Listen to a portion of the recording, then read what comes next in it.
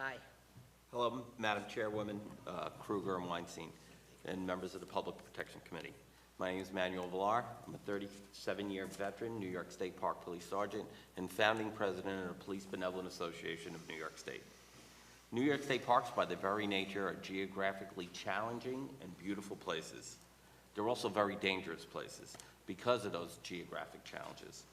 Our police officers perform multiple duties that aren't routine on a daily patrol activity. We receive extensive training, similar to that of the state police, and then afterwards we receive specialized training from swift water rescue to high-angle rope rescues. The PBA has current legislation to provide for a complete and full merger with the Division of State Police. It's Senate Bill 3676 and Assembly Bill 2736. And to that point, the governor on December 3rd transferred command and operational control of the park police activities to the Division of State Police. Unfortunately, the similarities to the legislation sponsored and supported by members of this legislature end there.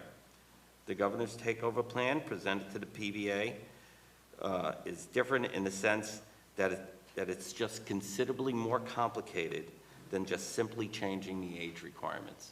There's pension liability issues for our members, as well as issues of our serious questions that our members have about the actual process that's to be implemented. We believe that any disenfranchisement of our members that would potentially lead to a layoff of park police officers, it's not fair and just for people that have dedicated their careers and lives to protecting the public and the people of the state of New York.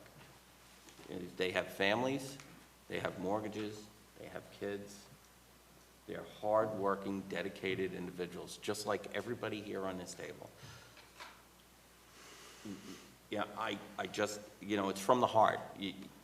We're asking the legislature to reject the governor's proposal in the budget and to enact a full and complete merger and takeover as envisioned in our legislation, which is similar to the 1979 Parkway Police merger, the 1997 Capitol Police merger, and as well as a recommendation by the Division of State Police in 2003. Thank you. Thank you. Any questions? Oh, I'm sorry, Michael. Then I'm handing it to the Assembly. The Senate We have a number of members. Thank you. Assemblyman Weprin. Thank you. Oh, wait, Oh, I'm sorry. Last but not least. please No, go I ahead. apologize. That's okay, that's okay. We had 4 listed, but 5 of you came down, so you get your 3 minutes. Introduce yourself, please. Thank you so much. Madam Chairwoman, distinguished panel, my name is Troy Caupain. I represent the Park Police Officers Association of the PBA. I'm here basically to speak on behalf of our members. You have my written testimony, but I just want the members of the panel and the legislature to understand, since December 3rd, my members have been basically frustrated, full of anxiety, full of a lot of questions and uncertainty based on the governor's memo that was put out. When you say that we're being taken over operationally and administratively, we've been through that before. Again, in 1998 to 2003, the state police took us over. I'm a product of that takeover. I started in 2000. So my training, my hiring standards, every class that I was taught in my academy was taught by a trooper, other than our outdoor recreational stuff, meaning the rope rescue, the ATV, the boats, and so forth. I've gone through the background process. All of our members have gone through that background process. We go to the state police to get polygraphed. We take the psychological. Every time the state police changes equipment, we change our equipment. When they change their policies, we change our policies. We've been a mirror image of them since Major Ellis of the state police was our director of law enforcement and took us over for those 5 years.